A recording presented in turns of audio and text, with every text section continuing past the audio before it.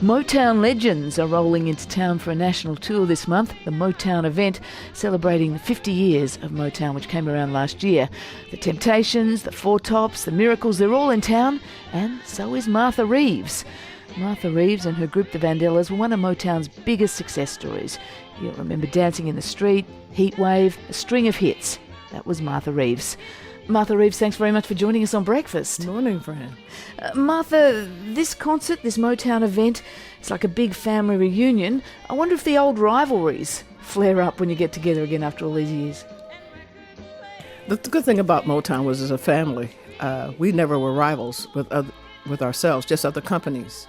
I can remember being on shows with the Crystals and the Shirelles and the Ronettes and knowing that if it was Motown, if Motown was in it, Motown would win it. Our groups, the Temptations, the Contours, and the Spinners could compete with the other groups.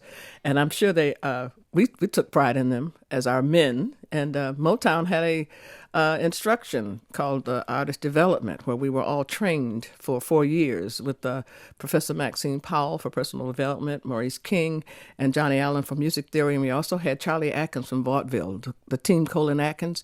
So we had a Motown look and a Motown pride that has lasted over the years. So it was a family, and it always will be. Even amongst the girly groups, no competition, say, with the Supremes? No, we had music first. There was no competition. Nevertheless, I did read that that you said you became really good at nailing a song after the first take, because if you didn't, in that Motown factory, someone was always at the door ready to take your place. At the front of your face, and they have this glass mirror like this one here, the glass wall, where someone would be standing there and say, if they can't nail it in one or two, give it to us.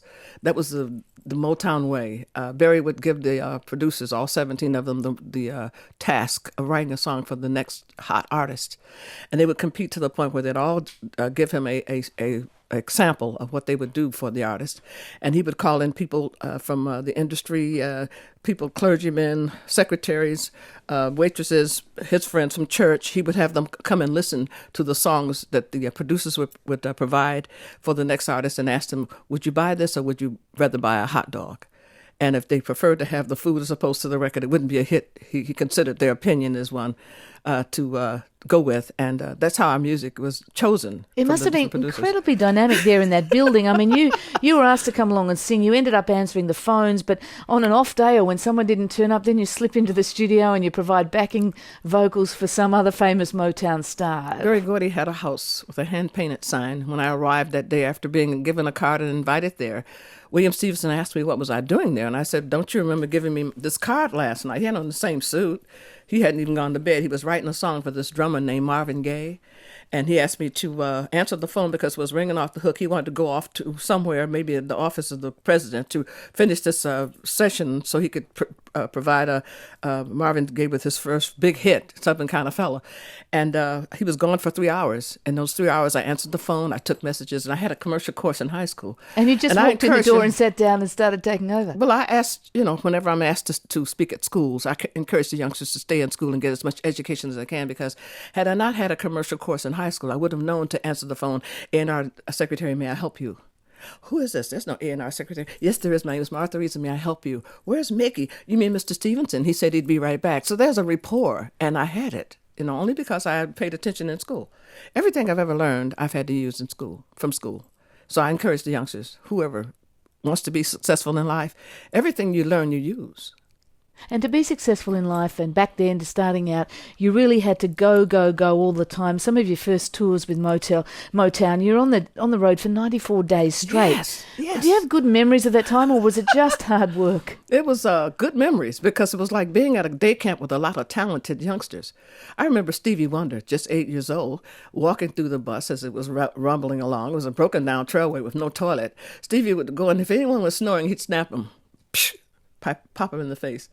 Because he was an 8-year-old child who should have been out somewhere playing, but he was on a tour bus with all these talented people, a 12-piece orchestra, the Marvelettes, the Temptations were singing behind Mary Wells at the time, the Miracles. It was just wonderful to be on Marvin Gaye, the Marvelettes with Mr. Postman, and we were all young, but all talented. All that talent in one bus. On one bus. And living in amidst all that talent. Yes. Do you think that made you a better artist? It made us a company and a family of hit makers. I was a good artist when I went there. I had recorded prior to Motown, and I was trained in the church. So I had my legs about me. I knew that I was just a messenger, and I had the gift. And I think Barry only chose people who had the gift, who were actually proteges, who had either grown up in the church or had singing families.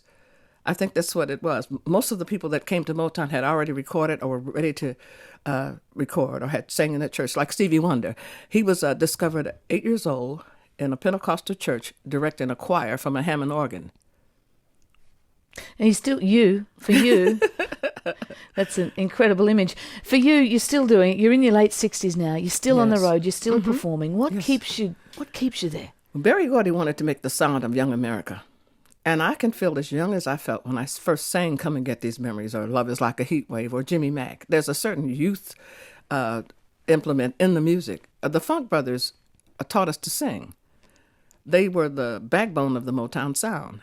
We accredit a lot of our success to the actual fact that these were jazz musicians who lended their talents to us and let us be heard. Today, you might have a little difficulty hearing the singers over the bass guitar or over the drums or the loud guitars. Motown had a jazz concept and turned it into rhythm and blues. And basically, gospel music was derived from, it was derived from gospel music. There's a lot of, things that were put into the Motown sound, but it's love songs that put people together.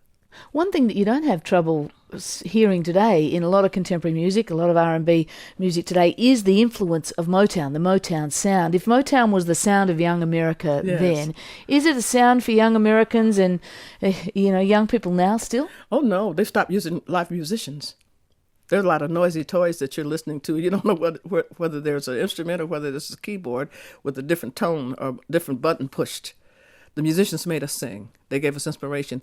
There was a time when there were just big bands and they didn't really necessarily need singers, like the days of Billie Holiday and Billy Eckstine and Count Basie. They had a singer, but the bands were featured. Then they started listening to singers and letting them come into the actual studio or on the stage to sing and start recording. Then it changed up where you got a lot of musicians who would play jazz, but they would back away like the Motown Funk Brothers and let the singers be heard. Today, you don't have musicians inspiring the singers, so you got a lot of noisy toys making music, and people are sounding alike. You don't know one girl from the other. You don't know one group from another. You don't know what they're saying. If they're inspiring somebody to do anything, I hope it's not to destroy each other or to burn somebody's house down or kill the police or take your clothes off, it's getting hot in here, things like that. Now, Martha, you don't think you're sounding just a bit like the older generation? I am the older generation. I have had the criticism from older people as long as I've been a performer. But I think what I'm saying, it's good for anyone who has an interest in business, in the show business, because music is the key. In the midst of this musical journey of yours, in the midst of this musical journey you've been on for so many decades, you stepped away for a minute to enter the world of politics. In 2005, you got elected as a Detroit city councillor. Why did you do that? Well, music had slowed down a little bit for us. You see, burlesque came back into R&B.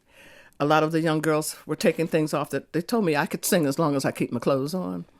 And so the music slowed down a little bit for us. And I looked around. I had been going to the different schools and encouraging the youngsters. I do have a seminar that I present, and my theme is I Made It, So Can You, to encourage those who have talent to stay in school, to learn what the profession is, to learn to read music, to learn to write music and play music in order to be in this business, because you have to do it all. And someone said, well, you're doing civic duty. Why don't you go throw your hat in the political ring? And I said, well, why not? I'm not working as much as I'd like to. My son is grown. I have 3 grandchildren. The city needs someone to speak for the seniors, which I am.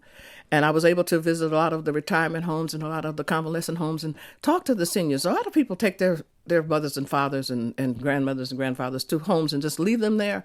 There should be someone to communicate with them. And I did that as a personal thing. I took on the needs and the wants of the seniors. And I did change a lot of things. I went to a couple of facilities and found bed bugs. I went to another couple of facilities where when they went in the day room, if it rained, the ceiling leaked on them. I had a lot of things improved. I had street names changed. There was a 2648 West Grand Boulevard is now 2648 Berry Gordy Boulevard.